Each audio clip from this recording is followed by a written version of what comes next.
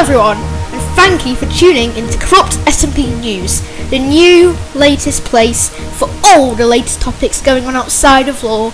During COC 5, the Ducklandian Empire has declared war on Jigoku no fuka-sa. Here is the full recorded speech, which is over 10 minutes long, from King Carrot I. For a long time, something terrible has been happening that we've all taken under the radar, but in fact, I think it's been pretty obvious what's going on, and I'm honestly feeling sorry for those that have been affected. Now, you might be wondering what is going on, right? And I need to give you a bit of background. But, honestly, Dylan, that thunder came right at the right time. Dylan, I'm not happy with you or your nation Jigoku right now, as you've made it. Not happy at all. Something terrible has been happening that we've been taken all under the radar for. So, first of all, on the 22nd of January, if you remember, Jigoku no fuka-sa was formed. It intended to be an oligarch capitalist country with the intention of trading to expand. It was owned by both Hellraiser Games and Nelly9, calling them Dylan for the sake of his speech, and it's intended to be the biggest trading network for the server. On around the same day, COC 1 first came, and it was a shocker. We were only starting to prepare stuff for law, because it went horribly, because we were sorting out Corruptland, or Ducklandia, what country would support what down the line in the law. A bit early, but yeah.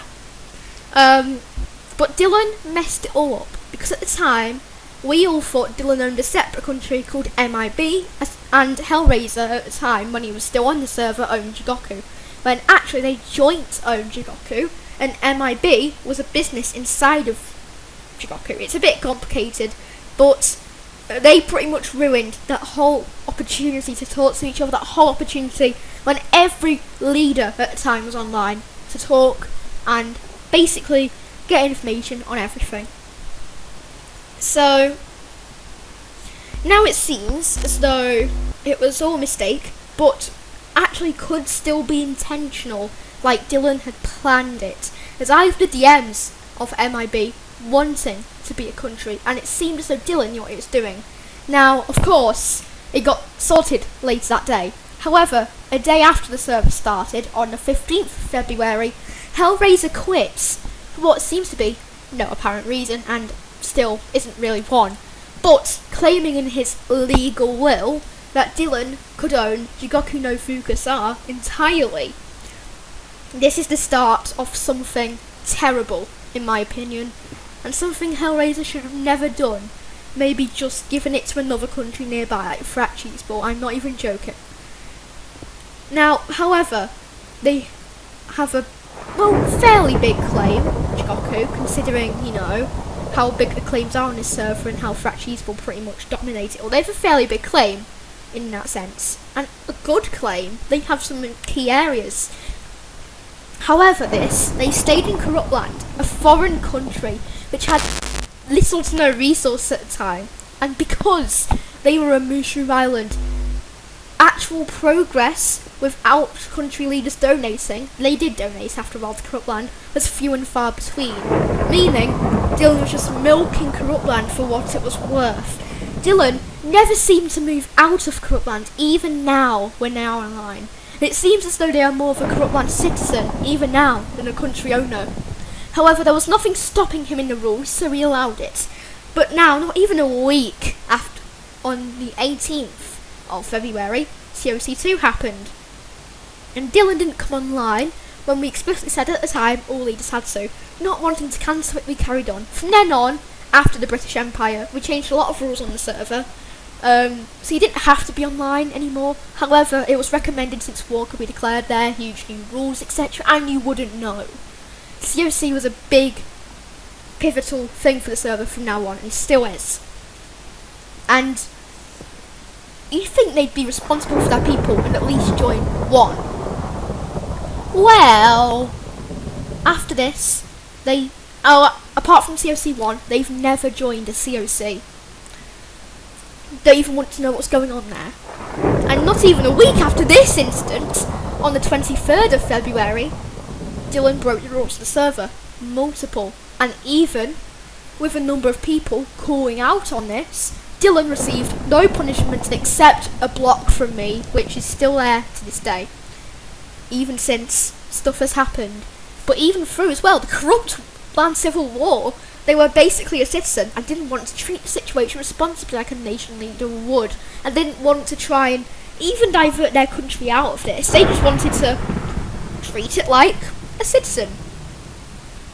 And Ducklandia literally being on the offensive side this whole time, being attacked by them in ways, even in ways which I haven't mentioned here because the list is pretty much endless, and even onto our now allies. Dylan, even a month later, still lives off Corruptland. Dylan, even a month after most of this stuff, still is so inactive, even when they have citizens now, doesn't act responsibly. And I haven't even talked about them harassing Ducklandia and the server in DMs. I have come to the conclusion I cannot simply stand for this anymore and watch it go by. I have to do something, and with no other option, I have chosen to war Dylan. Notice how I mention war Dylan and not Jigoku. That's because Jigoku has done nothing wrong. They've been peaceful people playing on a peaceful server. It's their leader which is taking advantage of them, leaving them to do their own thing, making their nation not a nice oligarch capitalist, but a greedy dictator, fascist, anarchist, communist, and I could describe it as many other things. War rules will be made over the next few days, and a time will be announced, etc. I understand. People may be like, why did I do this? Well, I want to stand up for myself, for one.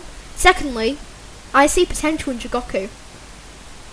I don't see potential, however, in Dylan as leader. Jigoku has the potential to expand and grow and be amazing, and Ducklandia loves amazing. Ducklandia doesn't love greedy leaders. Ducklandia stands for being amazing. It stands for people to be whoever they are. It stands for people to do whatever they want to do. Free rights, it's called. Ducklandia was peaceful. We've been treated, however, unfairly by Dylan, and the rest of the server has too. We're standing up for what is right, not what is wrong. We're doing this war to free Jigoku, to save it from a dark and gloomy path that has been chosen by the people in charge. I have made agreements with a few other nations, in fact, in preparations, to make their own empires and take over parts of it, and already empires to claim parts of their land, if we win. Ducklandia does not want the land, it just wants to step in and help simply, but obviously someone will have to lead it after. But we want to give it the potential to thrive and succeed, whatever it's a part of. If anyone in charge of Jigoku is hearing this, note that just because Ducklandia stands for peace does not mean we are backed up in the times of not peace. We have an empire partly made for this, to prepare for this moment. And Ducklandia is supported by pretty much the rest of the server, with pretty much every single nation involved, supplies, soldiers, etc. This is the World 1 of the server. We understand this severity. And Dylan, if you're hearing this on anything, Richard, still, I don't know, peace arrangements would include, number one, a formal apology to the rest of the server, plus the ownership of Jigoku, the allies that are willing to help us take it up with them. Also, a 1 Netherite ingot stack fine for what you have done to all of us for over 2 months now. You have been tormenting the whole server. This is a fine which will go to all of the countries that have been affected. They'll be split evenly or split fairly, depending on how much they've been affected. And it might seem like a lot, But what they've done, one netherite ingot stack fine is not enough.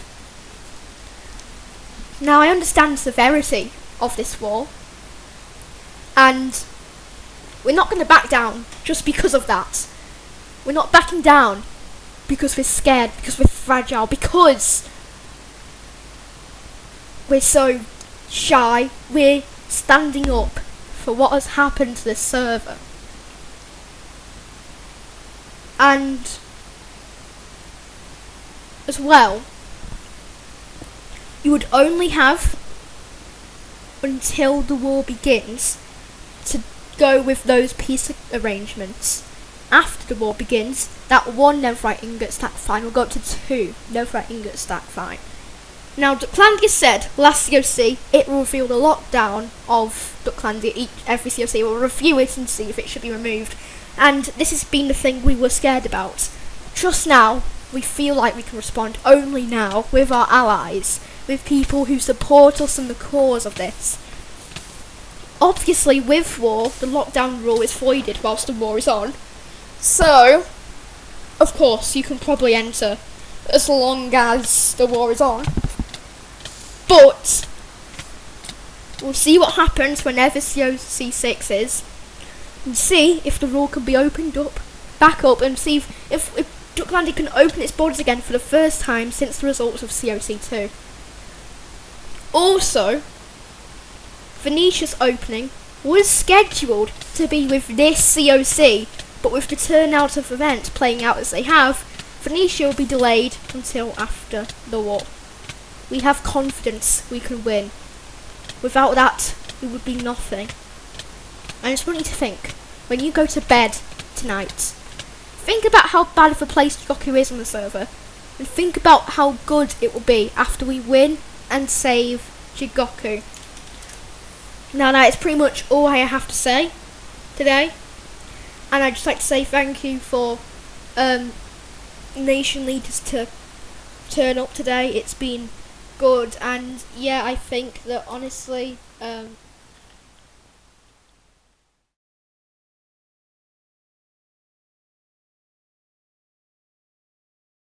now, as you might have seen and heard, this isn't any regular war.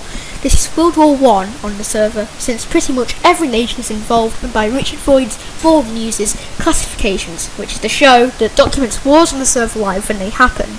It meets the World War criteria. So, you can expect a lot of stakes and a lot of drama. This was Carrot Duck speaking on behalf of CorruptSMP News. Goodbye.